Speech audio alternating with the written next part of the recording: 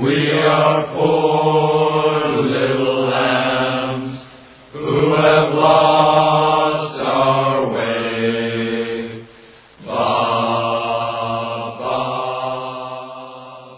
I was born and raised in Forest Lake, Minnesota, 30 miles north of St. Paul, and I graduated from high school in 1938. I was still 16, but I was going to be 17 in July that year, where I'm going to be 95 in July this year.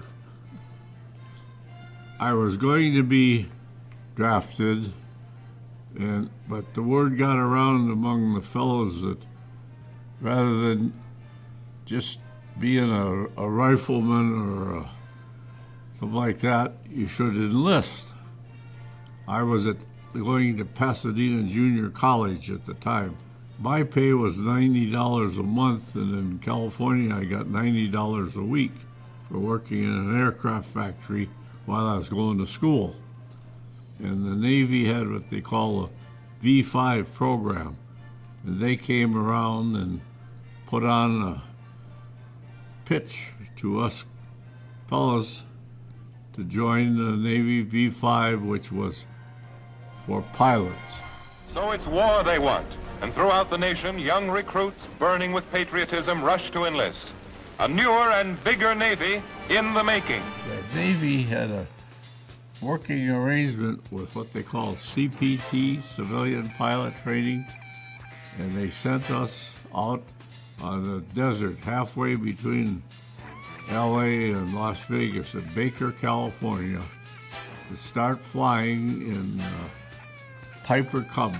They were really testing to see if you had the aptitude to be a pilot, if you would react properly when something went wrong. And from there we went to Hutchinson, Kansas, into biplanes. They wanted us to learn how to do snap rolls and Illmans. And I can remember one time I was coming out of a spin and I got lost. Then I see in the distance a water tower. And I went over the water tower and read the name of the town and got my map out and found my way back. I felt kind of stupid at the time, but that's when I learned to navigate. Henderson Airfield on Guadalcanal is the most hotly contested strip of land in the South Pacific. For 5 months, the Japs have tried to win back this vital outpost. The Japs call Guadalcanal Death Island. I hoped I would be ready. I didn't know what we were going to be coming to when we actually got called into combat. We knew that was coming because we were already getting feedback from the South Pacific. My class came up. They made an announcement. We got some news for you guys. You're not going to be naval ensigns. You're going to be second lieutenants in the Marine Corps, because the Marines have reported they lost 72 pilots in their last deal in Guadalcanal area, and we train pilots for the Marines. So from here you're going to go to Jacksonville, Florida, and check out in a chance spot F-4U Corsair, the fastest plane in the world.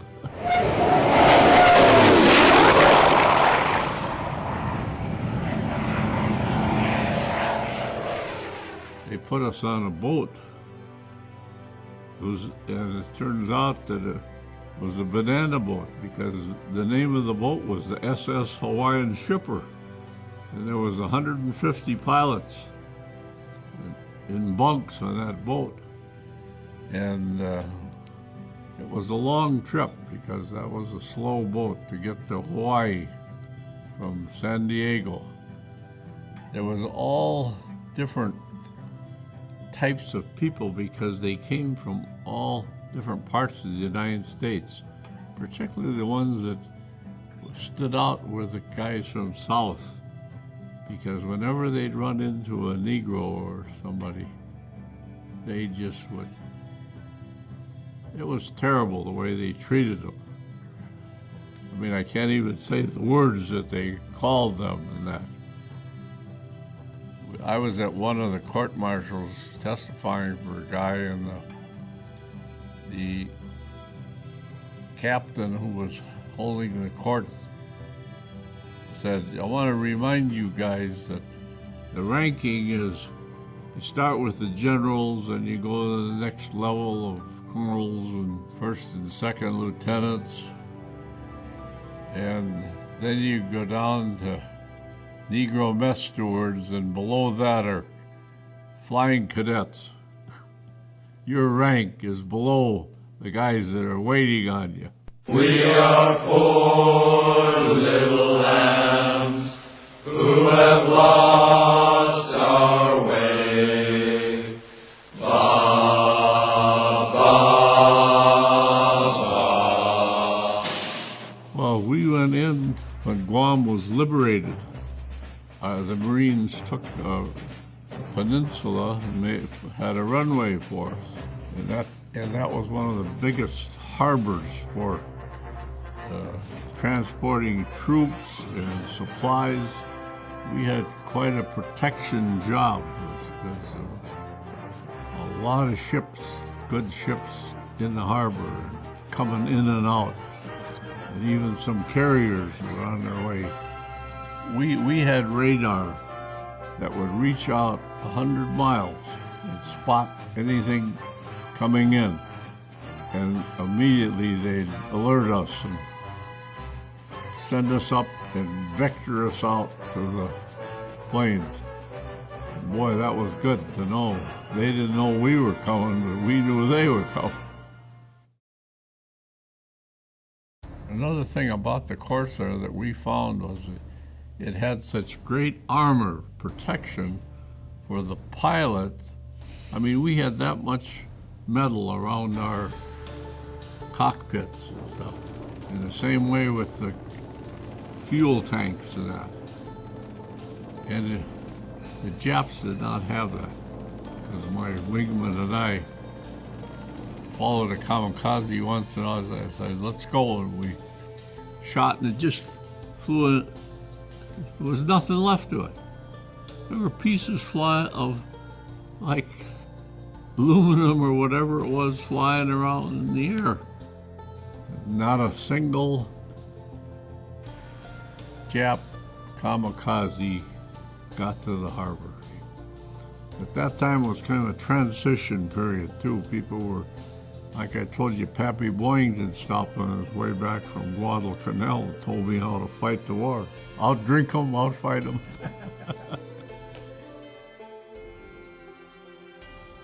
One time I took some shot in the back of my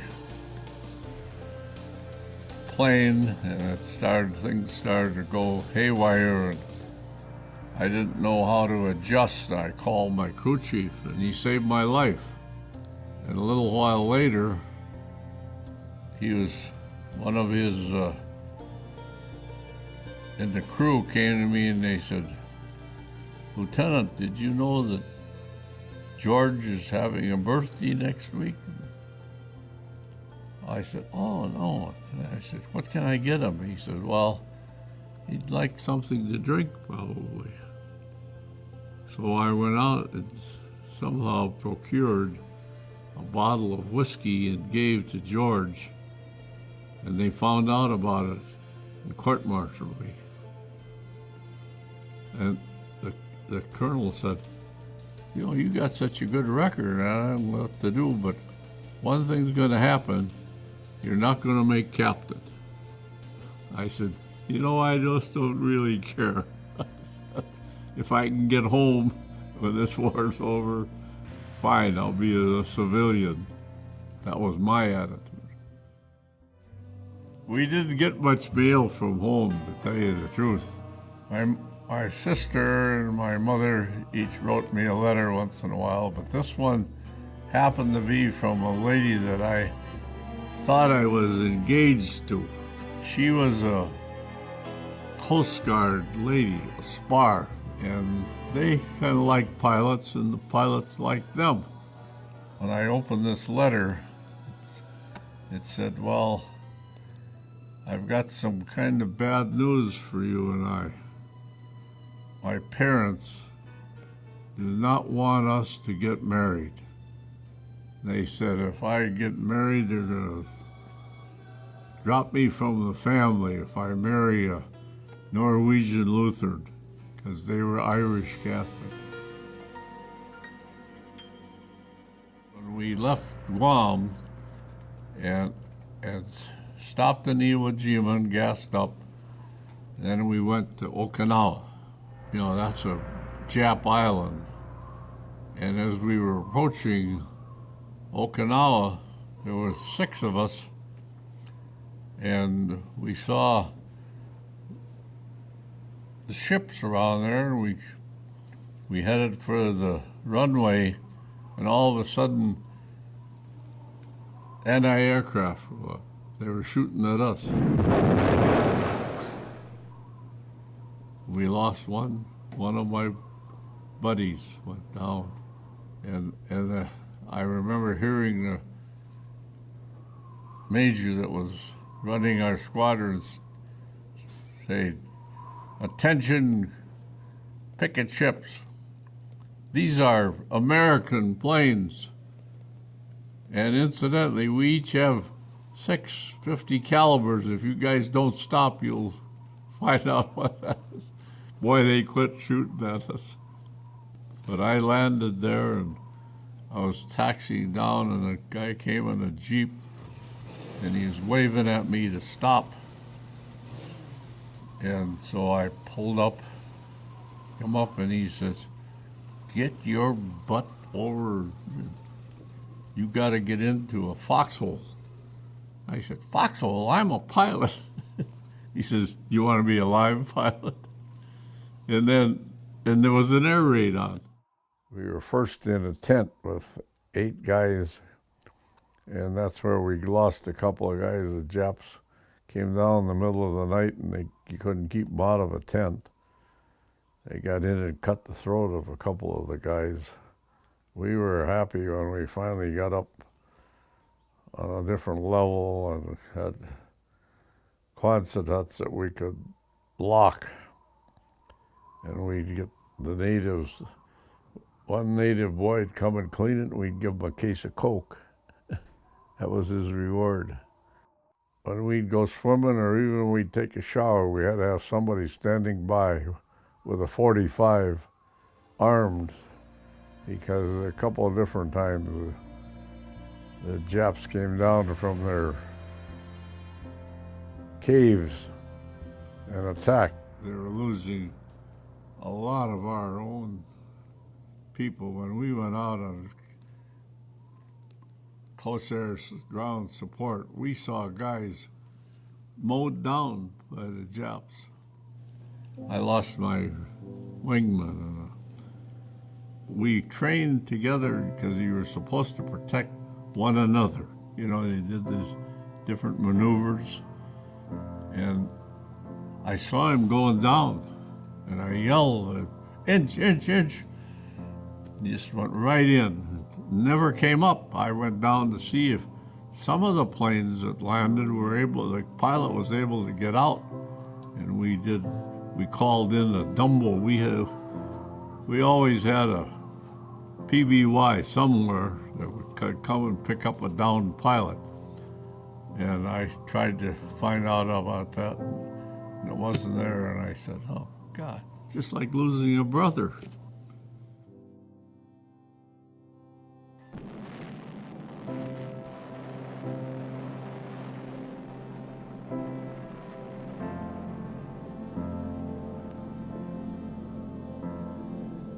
When they announced on Okinawa that